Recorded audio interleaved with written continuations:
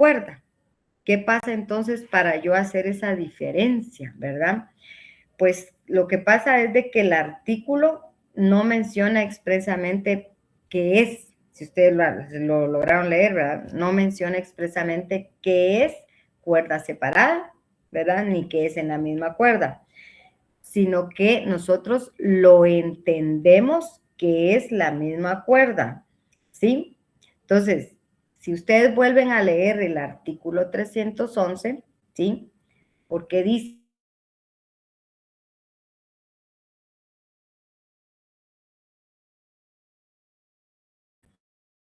podrá dice, antes de que se ordene la venta pública subasta, pedir, dice, la sustitución del embargo en bienes distintos que fueren suficientes para cubrir el monto de capital, intereses y costas, ¿sí? Entonces, el artículo no le dice que este incidente se puede llevar en cuerda separada, ¿sí? Pero el mismo artículo lo está mencionando, que usted puede pedir la sustitución, dice, ¿sí? De eso que la están ejecutando, en bienes de distintos si no fueren suficientes, dice, para cubrir esa ejecución, ¿verdad?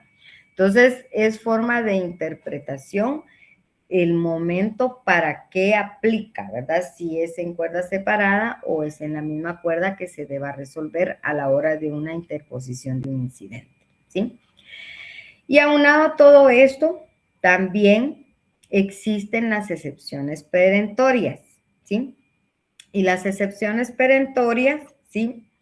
Son, pues, lógicamente, como yo he dicho, una actitud que toma el demandado, ¿sí? Y que consiste en el medio para extinguir prácticamente de manera definitiva el proceso, ¿sí? Esta es la particular de las excepciones previas, ¿sí? ¿Qué dijimos que eran las excepciones previas?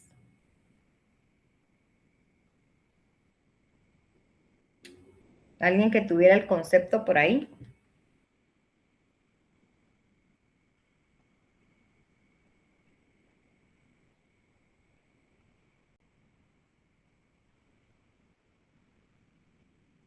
¿Alguien que tenga el concepto de las excepciones previas?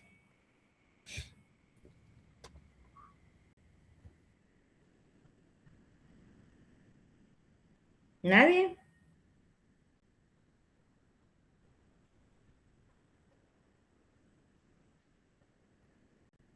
No puede ser que no hayan anotado nada.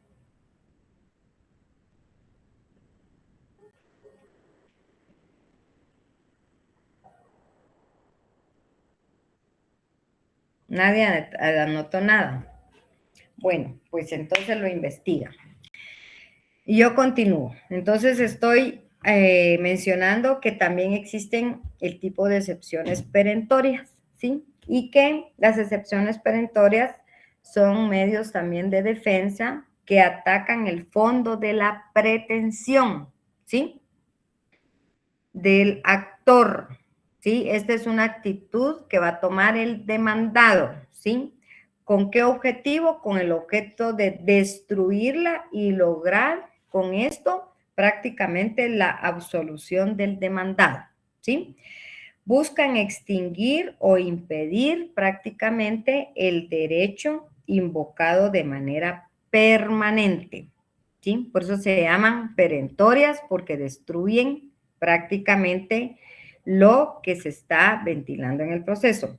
Generalmente se interponen durante la contestación de la demanda, aunque algunos pueden plantearse después. Tiene ciertas características, pero dentro de las características, antes de mencionarlas, hay finalidades, hay naturaleza de este tipo de excepciones, y una de las,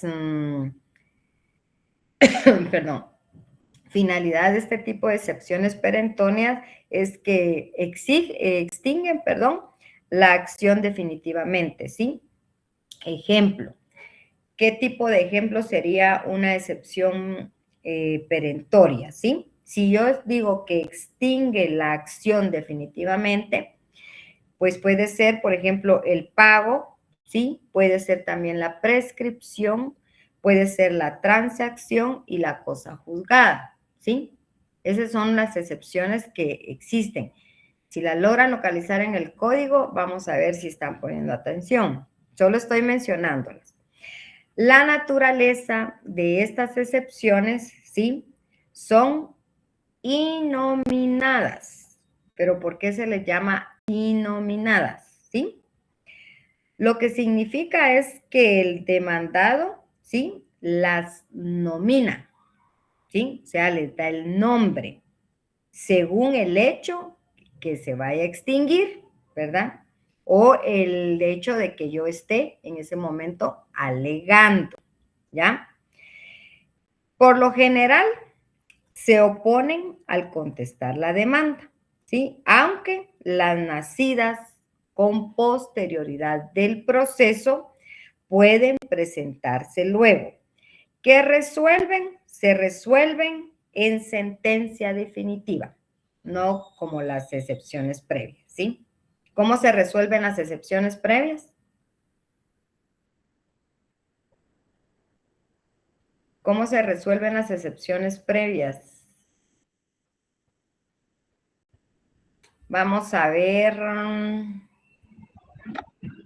Erwin, Alejandro, ¿cómo se resuelven las excepciones previas? Por la vía incidentálida. Gracias. Y entonces las perentorias las vamos a resolver en sentencia, ¿sí?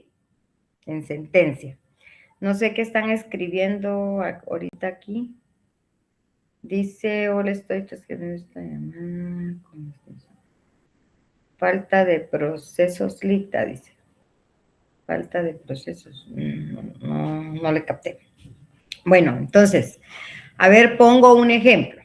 ¿Qué dicen ustedes? Si yo estoy diciendo, vuelvo a repetir, que las excepciones perentorias son la actitud que toma el demandado y que consisten en el medio para extinguir de manera definitiva el proceso, ¿sí? Esta es una de las características.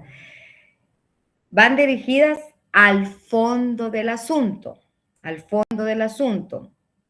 o sea, a lo que yo estoy pretendiendo, ¿sí? Yo como actor estoy pretendiendo, ¿sí? Atacando directamente y destruyendo el proceso, ¿sí? Atacan y destruyen el proceso. Entonces, este tipo de excepciones no tienen nada que ver con lo que el demandante, ¿sí?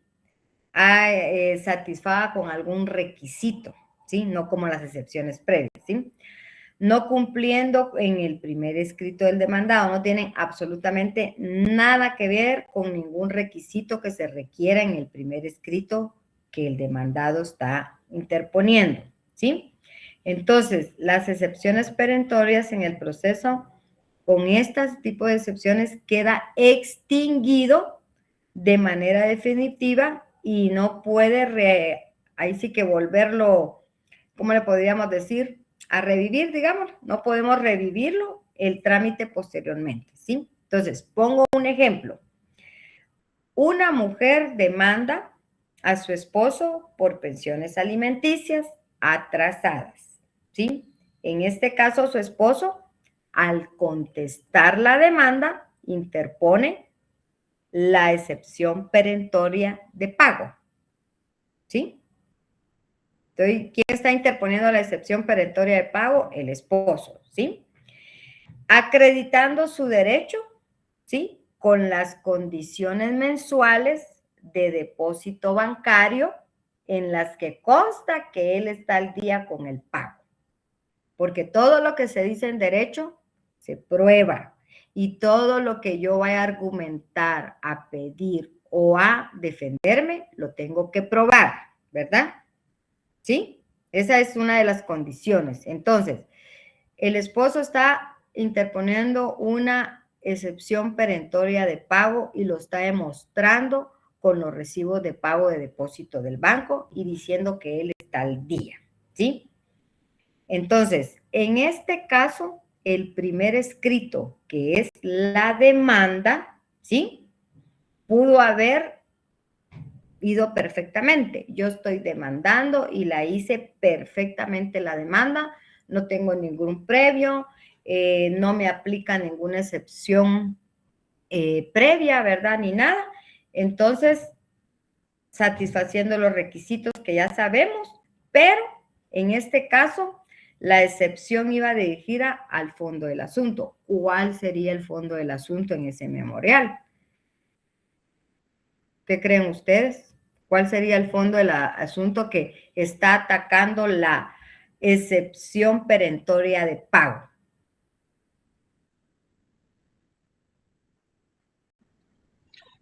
La extinción de la demanda, líder. Sí, estamos pidiendo que se extinga, la estamos matando, ¿sí?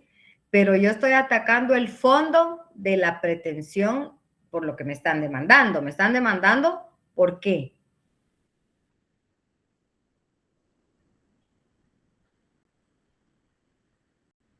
Juan José Rivera o no sé quién está ahí.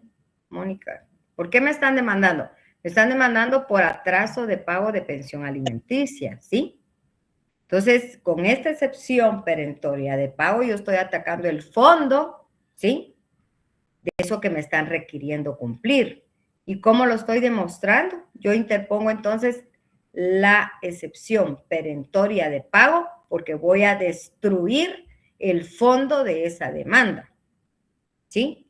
¿Con qué? Demostrando de que yo sí estoy al día en mis pagos con los depósitos bancarios, ¿sí?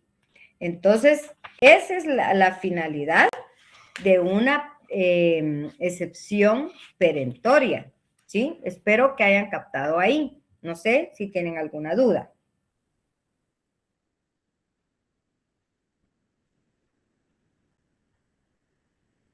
¿Sí captaron? Sí, Sí, líder. licenciada, gracias. Va, entonces las excepciones Sí, perentorias, licenciada. muy bien, atacan el fondo del proceso.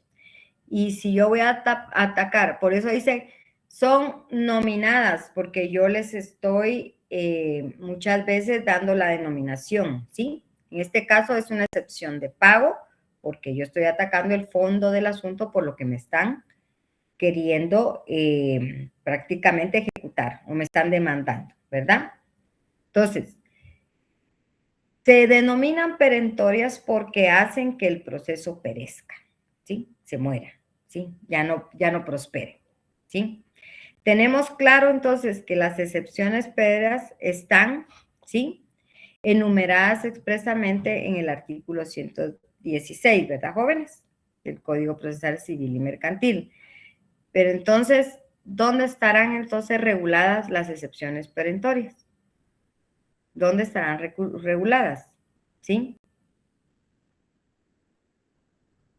Si ustedes revisan su código, dentro del código no están enumeradas expresamente en ningún cuerpo legal, ¿sí?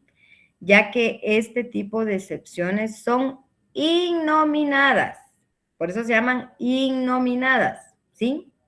Por eso yo les digo, por ejemplo, podemos mencionar el pago, la compensación, la novación y la remisión, ¿sí?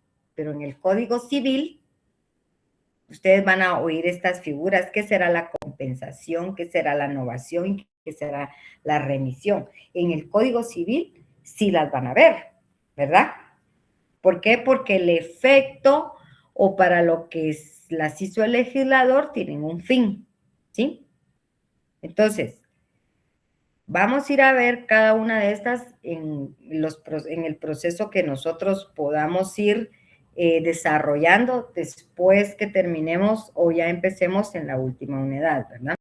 Pero apunten ahí de tarea para la próxima clase después del examen de investigar qué es el pago, la compensación, la novación y la remisión, por favor. Entonces, las excepciones perentorias tienen un proceso o un trámite, ¿sí? Y como yo dije al principio, que estas se interponen cuando yo contesto la demanda, ¿sí? ¿Por qué? Porque el proceso así es. A mí me están notificando de que estoy demandada, entonces yo tengo un plazo procesal para contestar la demanda. Entonces, en ese plazo procesar, cuando yo contesto la demanda, puedo atacar el fondo del asunto interponiendo una excepción perentoria, ¿sí? ¿Y dónde se resuelven? Se resuelven en sentencia, ¿sí? En sentencia. De todas las clases de excepciones, ¿sí? Estas son las únicas, oigan bien o anótenlo bien, son las únicas que no se tramitan como incidente. Veamos el artículo 118, segundo párrafo del Código Procesal Civil y Mercantil, por favor. Vamos a ver el 118, segundo párrafo. Dice, al contestar la demanda, debe el demandado interponer las excepciones perentorias. Subrayen eso, por favor. ¿Sí? Que tuviere contra la pretensión del actor. Las nacidas después de la contestación de la demanda se pueden proponer en cualquier instancia y serán resueltas en sentencia. Clarísimo, ¿ok?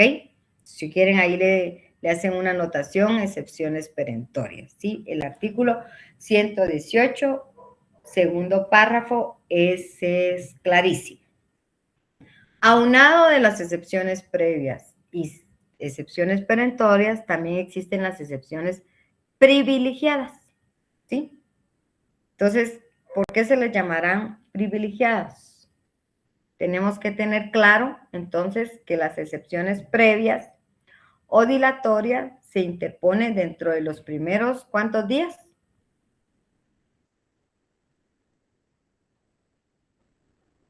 ¿Cuántos días son para interponer las excepciones previas?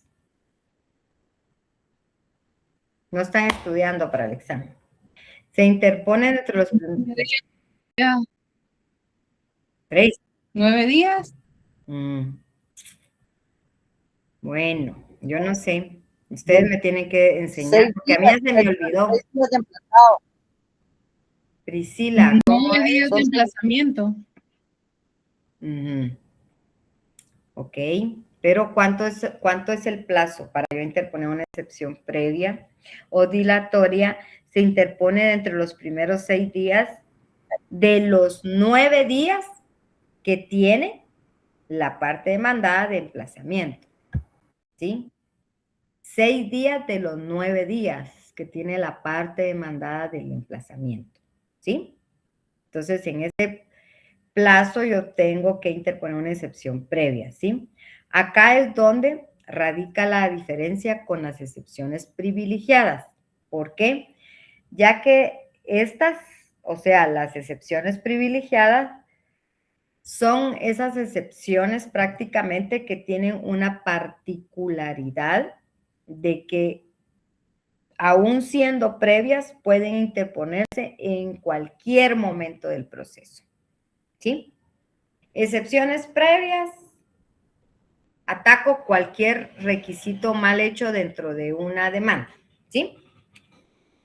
Que no cumpla con cualquiera de las que regula el 116, ¿sí?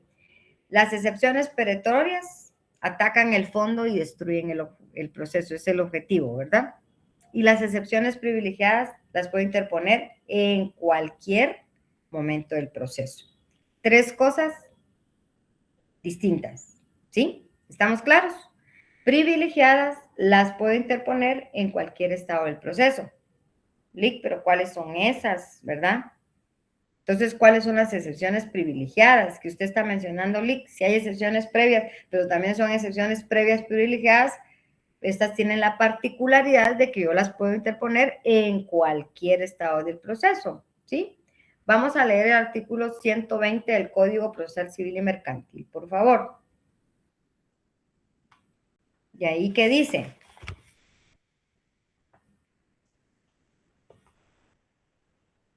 ¿Alguien que lee lectura?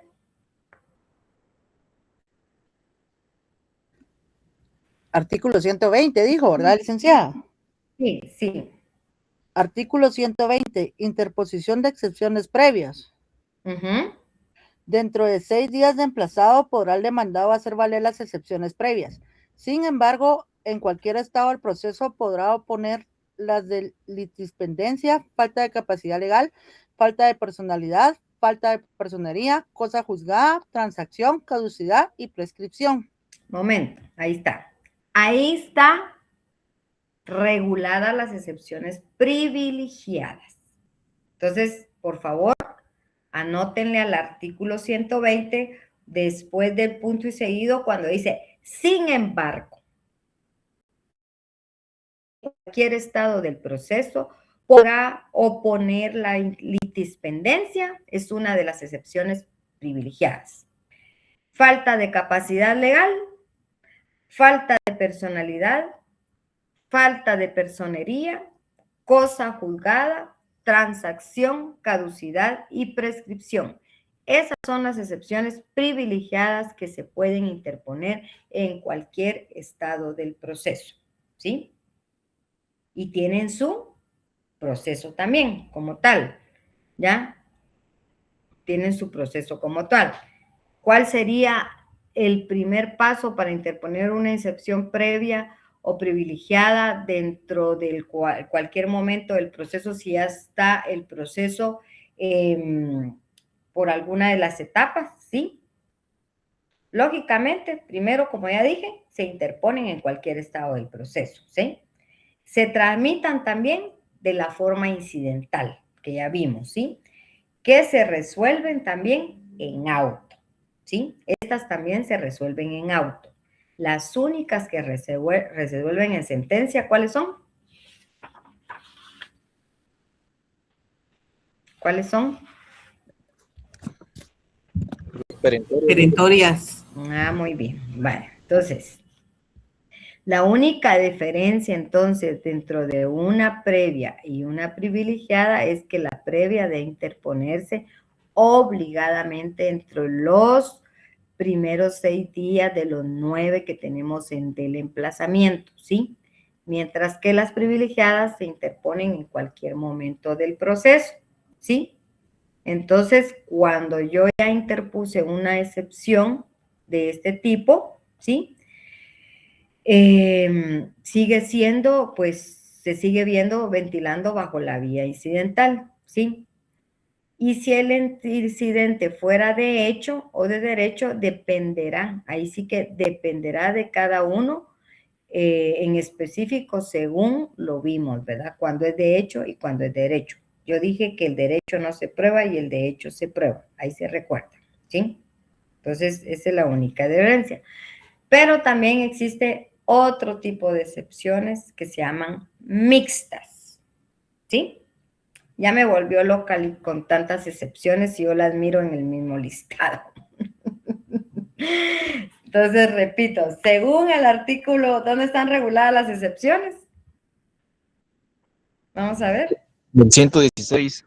Según el artículo 116, vamos a identificar las excepciones previas, ¿sí? Según nuestro trámite de proceso, también existen previas y privilegiadas que se interponen en cualquier estado del proceso y también se resuelven por la vía incidental, ¿sí?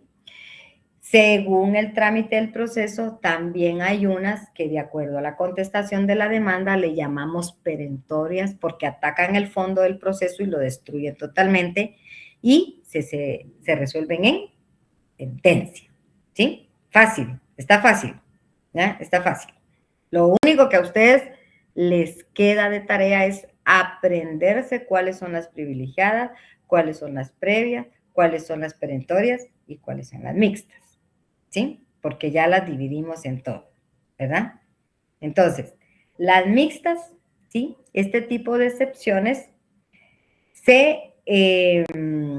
ya teniendo claro, las previas o dilatorias van dirigidas a que el demandante satisfaga algún requisito que no se cumplió en el primer escrito, porque ese es el objetivo, ¿sí? De las previas, ¿ya? Atacar que falta un nombre, falta un apellido, que no ese es el DPI, que el lugar que se hizo, que es incompetente el juzgado para conocer, que el representante no acreditó la representación, que el medor no tiene capacidad legal de ejercicio, ¿sí? Entonces, ese es el objetivo de las excepciones previas, ¿verdad? Un requisito que está regulado prácticamente en el artículo 61 del Código Procesal Civil y Mercantil, ¿sí? El proceso con esto pues queda paralizado, ¿sí? Porque ese es el objeto de un tipo de excepción previa, ¿sí o no? ¿Sí? ¿Sí o no?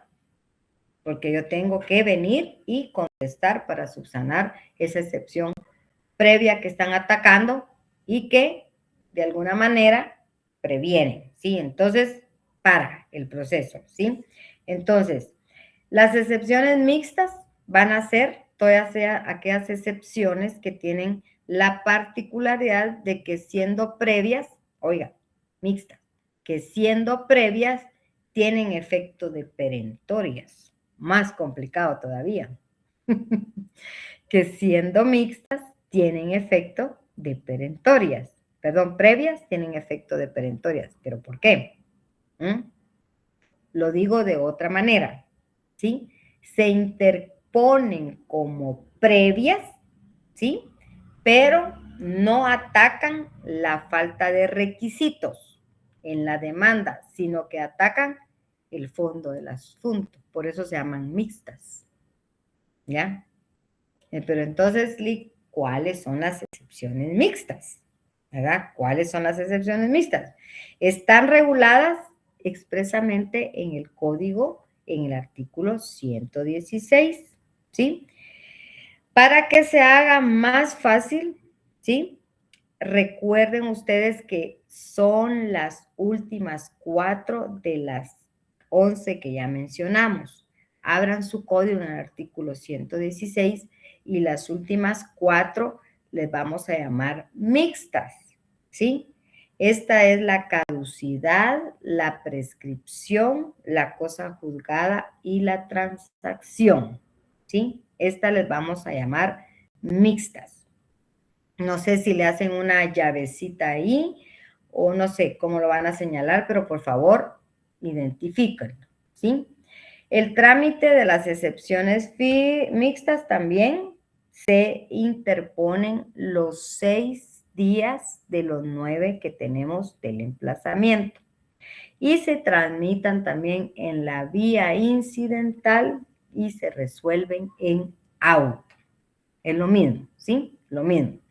Entonces, nos vamos a dar cuenta nosotros que las excepciones previas y las excepciones mixtas, ¿sí? Se tramitan exactamente igual.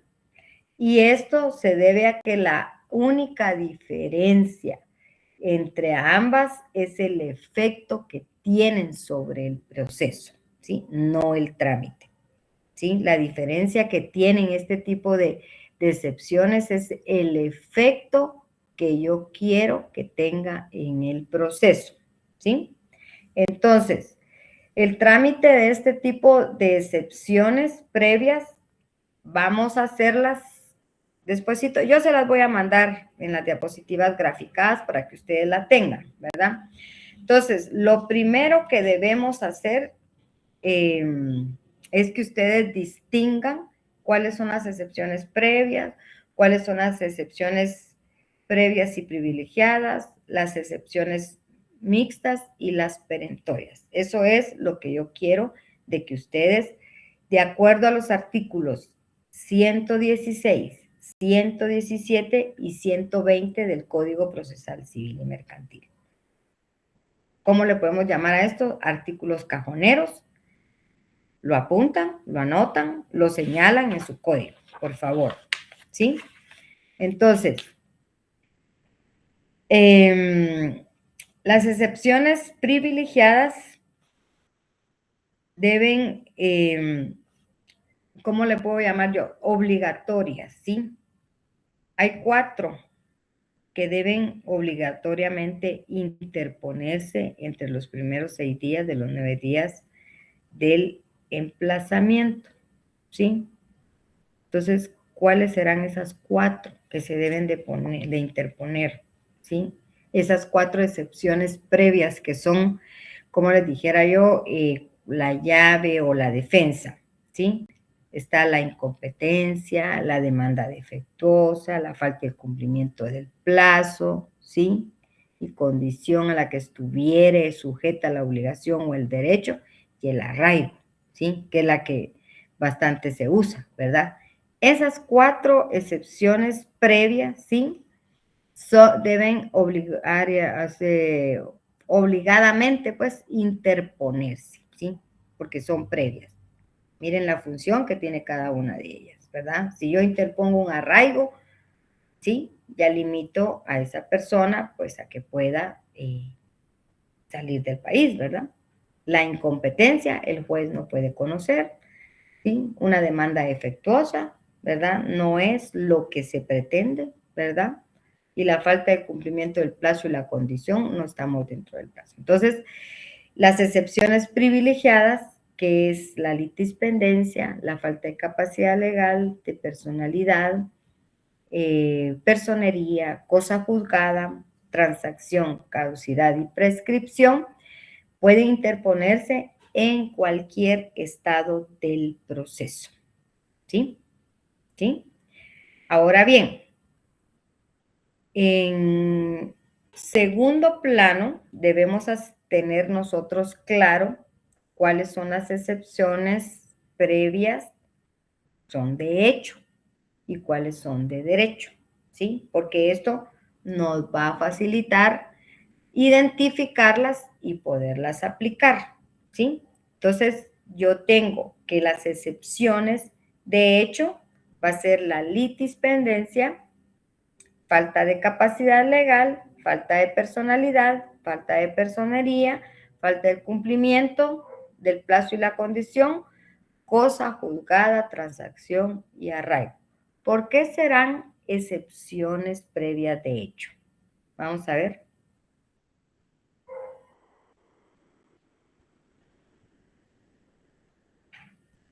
¿Qué dije yo que cuando es cuestión de hecho? Porque hay que probarlas, licenciada. Hay que probarlas, ¿sí? Y por eso se van a clasificar este tipo de excepciones previas en de hecho, ¿sí? Porque para yo interponer una falta de capacidad legal, lo tengo que probar, ¿verdad? Una falta de personalidad, también lo tengo que probar. De personería, no digamos, ¿verdad? Y mucho menos si yo interpongo una cuestión de hecho de cosa juzgada, tengo que demostrar que ya eso ya surtió un proceso y que ya fue juzgado, ¿sí? Entonces, un arraigo también tengo que demostrar, ¿verdad? Que la persona puede tener peligro de fuga, ¿sí? ¿Verdad? Entonces, esas cosas, esas tipos de excepciones previas las tengo clasificadas como de hecho porque se tienen que probar. Pero ¿cuáles son entonces las de derecho, las que no se prueba y las que yo puedo utilizar? ¿Sí? La incompetencia, eso está regulado en ley.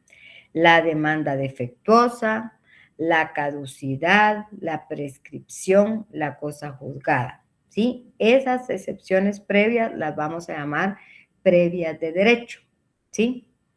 Entonces, dentro del incidente que se le da trámite, no debe abrirse a prueba. Acordémonos que cuando estamos tramitando el incidente de un tipo de excepciones y son cuestiones de derecho, no se abre a prueba, ¿sí?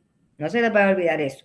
Cuando estamos tramitando un incidente de hecho, sí se abre a prueba, pero cuando son de derecho, no se abre a prueba, ¿ok? ¿Sí? Entonces, si yo les preguntara, dígame el trámite de las excepciones previas, ¿qué van a responder ustedes? Quiero ver. ¿Qué responderían?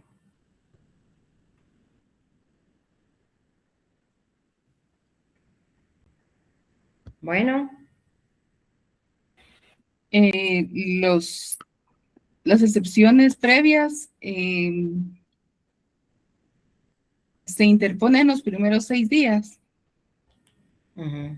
A eso se refiere. 6 días de los 9 días De los 9 de emplazamiento. Ajá, ¿y qué más? ¿Y para qué sirven las excepciones previas?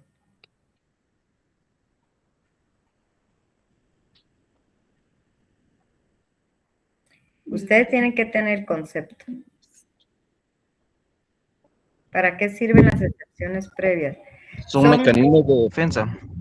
Ajá, son mecanismos de defensa, ¿sí? Son mecanismos de defensa.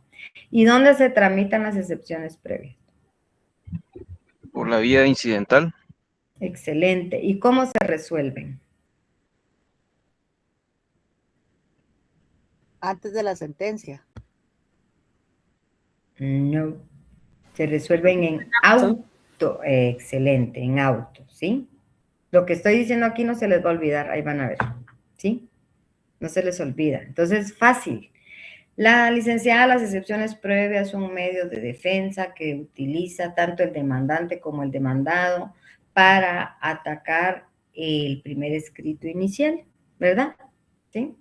Y se resuelven por la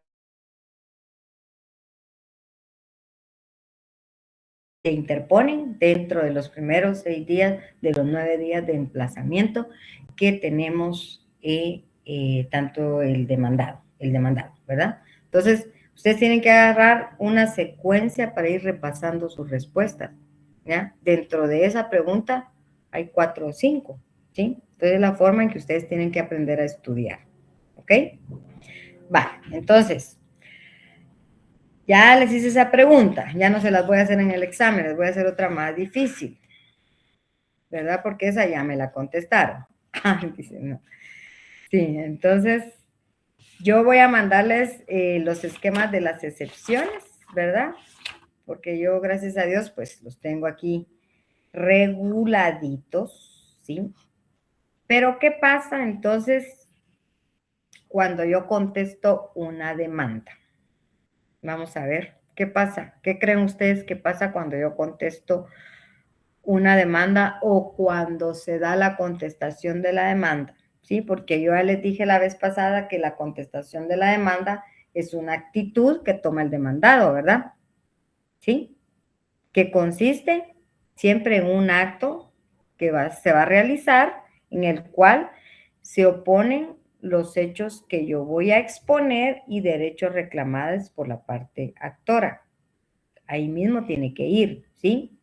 Entonces, yo ya les he dicho que la demanda es el primer escrito, ¿sí? Pero el primer escrito por parte del demandante, ¿sí?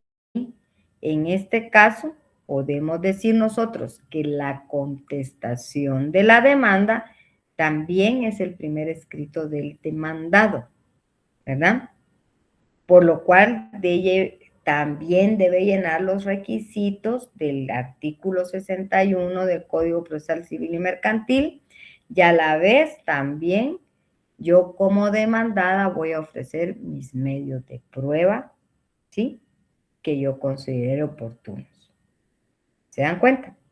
Entonces, eso es la contestación de la demanda.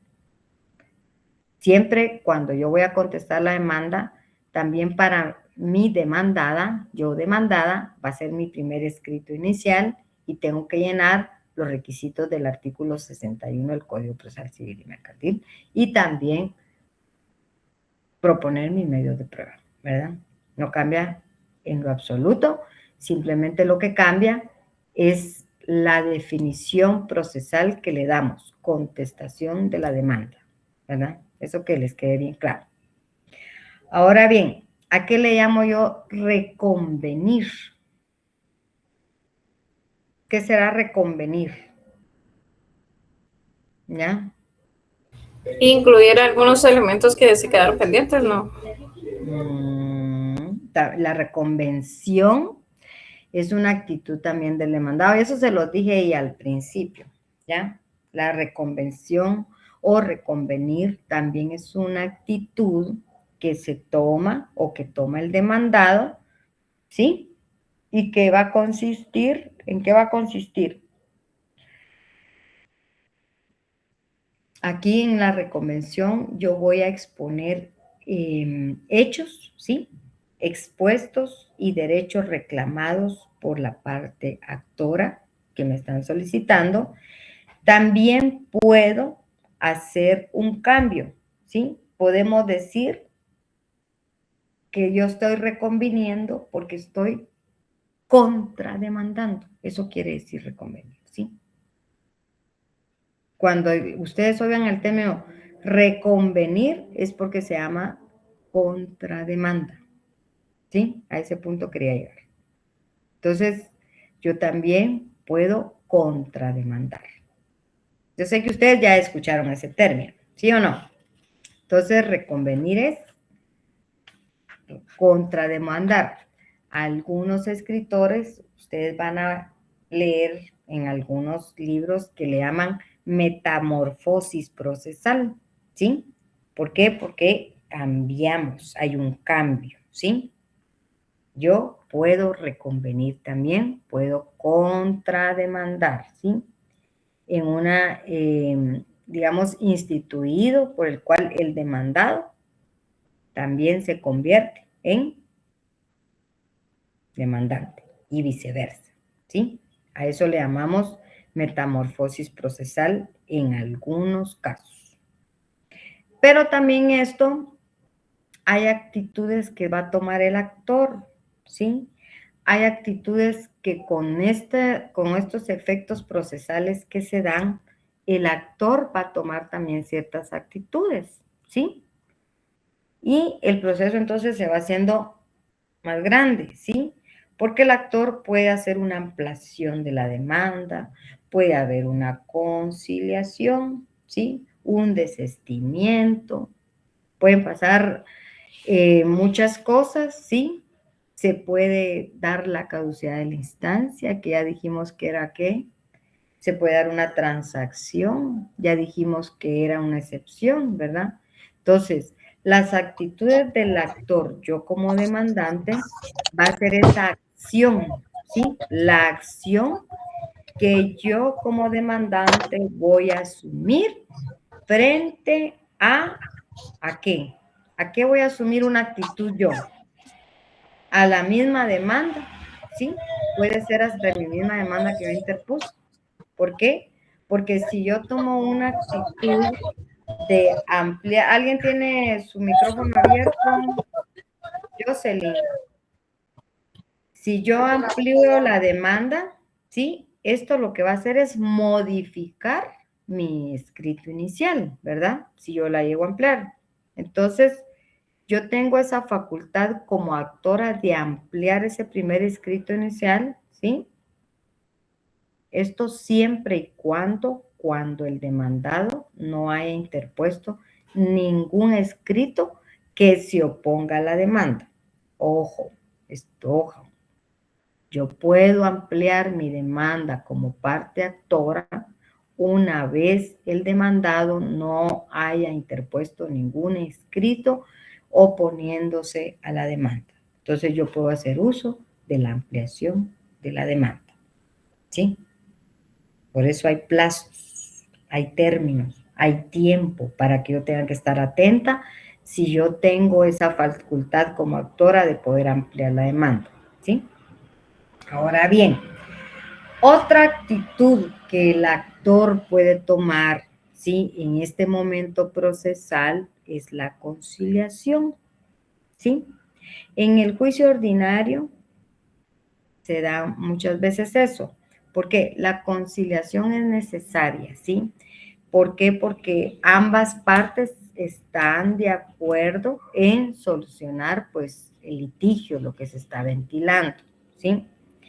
Entonces, en el juicio ordinario, que más adelante vamos a estudiar el esquema, los tribunales, dice, pueden de oficio o a instancia de parte, ¿sí?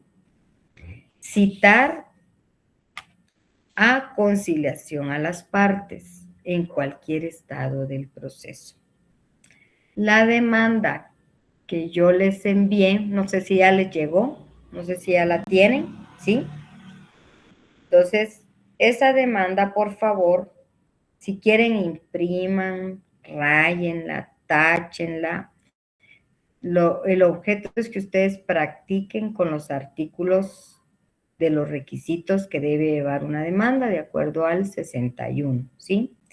Y también si encuentran algún defecto, ¿sí? Dentro de la misma, donde se pueda aplicar algún tipo de excepción. Ustedes como buenos abogados van a poder interpretar, ¿sí? De acuerdo a las excepciones vistas hoy en clases, ¿verdad? Entonces, ese es el objetivo. Entonces, las actitudes que el actor puede tomar, vuelvo a decir, es ampliación de la demanda, la conciliación, ¿sí? Que tiene su particular forma de realizarse tanto dentro del juicio ordinario, en el sumario y en oral, ¿sí? Por ejemplo, en el oral, en la primera audiencia, como ustedes saben, al iniciarse este tipo de diligencia, el juez va a venir o va a procurar prácticamente en ese acto, ¿sí?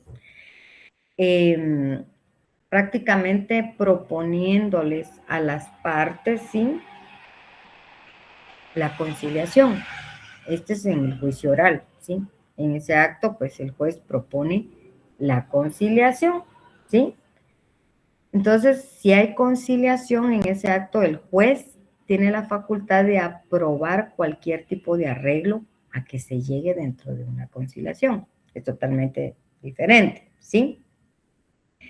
Entonces, muchas veces ustedes van a escuchar, los que tengan la facilidad o los que han tenido de estar en los juzgados de familia, a veces hay conciliaciones parciales y a veces hay conciliaciones totales, pero eso va a ser dependiendo el asunto que se esté poniendo, ¿sí?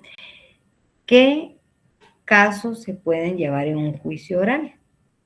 Vamos a ver.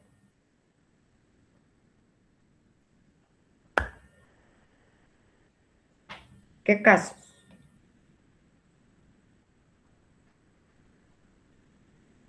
Eso les voy a preguntar en el examen. Alimentos. Alimentos, ¿qué más? Todo lo relacionado a familia, Lick. Será... ¿En qué artículo está regulado el juicio oral? El juicio de conocimiento dentro del Código Procesal Civil y Mercantil. Vayan a buscarlo.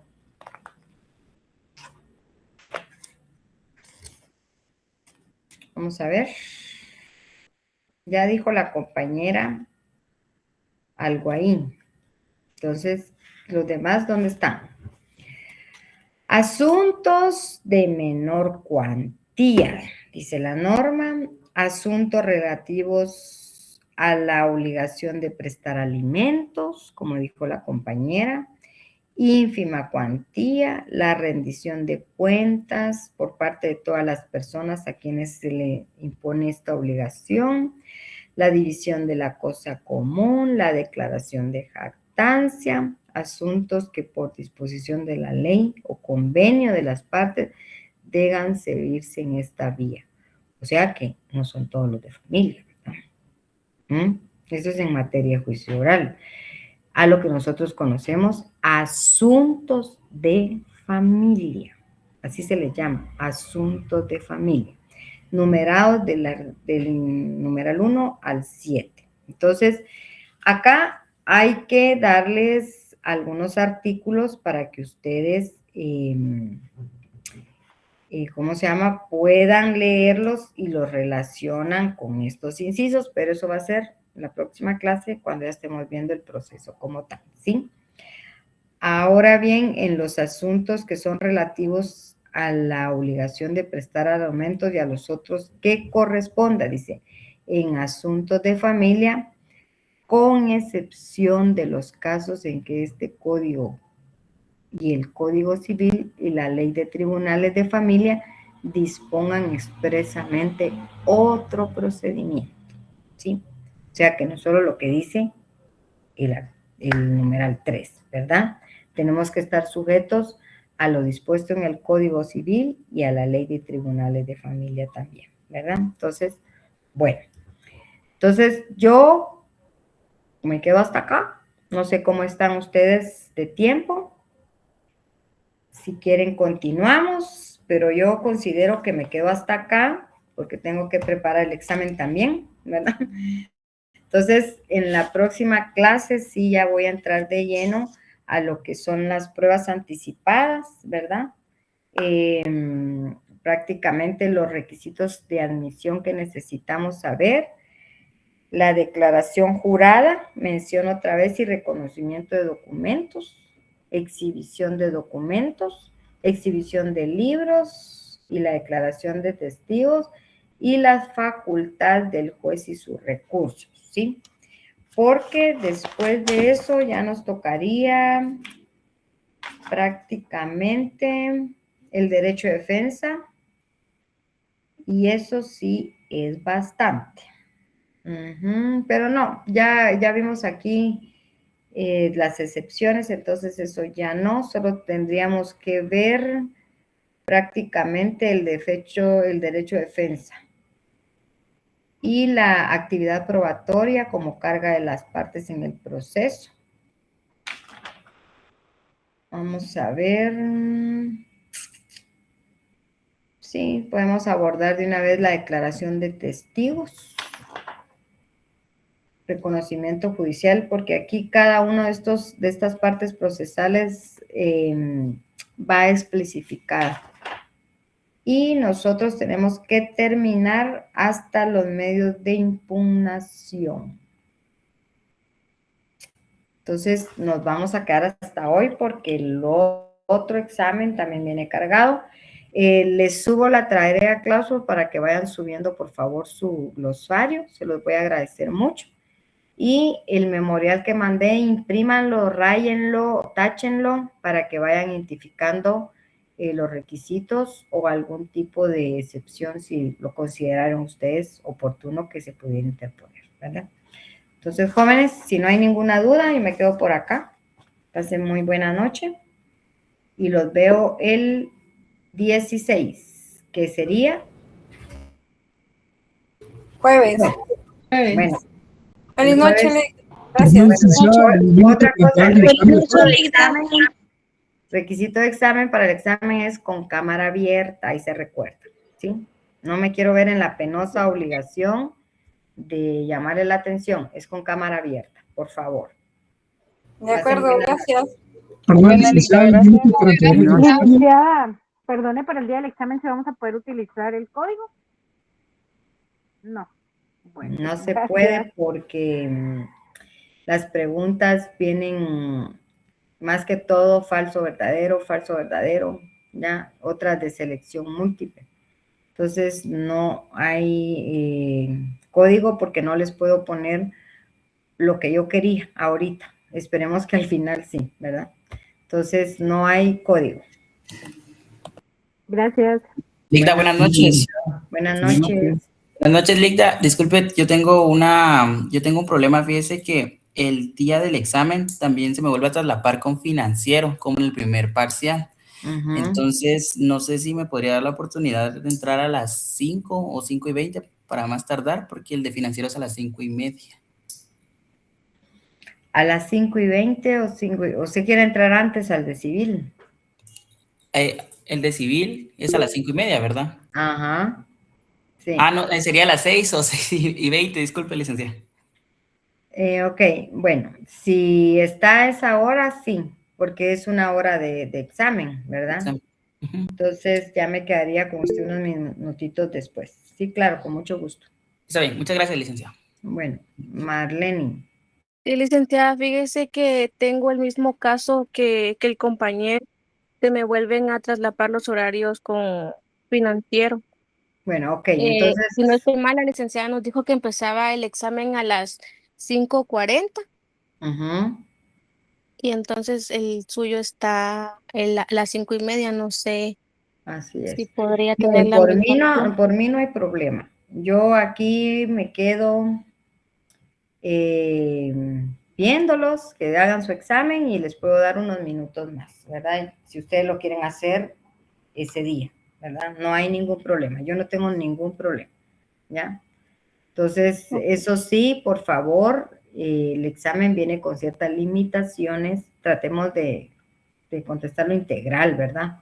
Entonces, estudien, repase, esto es práctico, ¿ya? Y todo está pues en ley, ¿verdad? Entonces no hay por qué venir y como que apresurarnos. Muchas veces contestan mal porque se apresuran a contestar, ¿ya? Porque yo sé que saben, pues, y solo les falta repaso, práctica.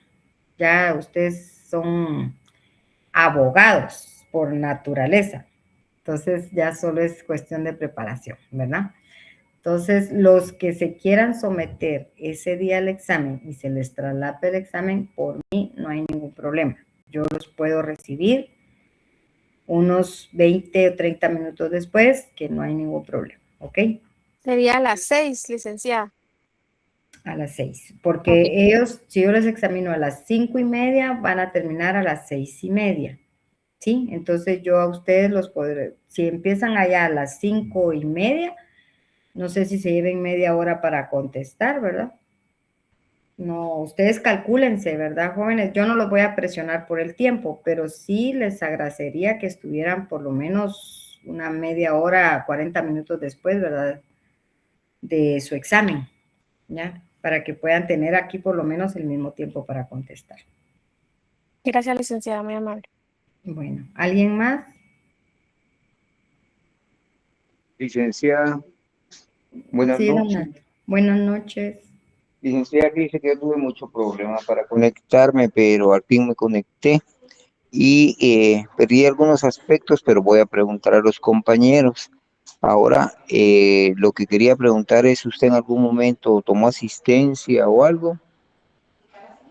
Sí, a mí automáticamente toda la asistencia me llega a la página que tengo enlazada con la facultad. Entonces ahí está a qué horas entraron, a qué horas salieron, o si se entraron y si desconectaron, cuántos minutos estuvieron conectados y así. Sí, no tenga pena. Ahí está la asistencia. Muchísimas gracias, licenciada. Que tenga buena noche. Gracias, igualmente a la orden. Pasen buena noche todos.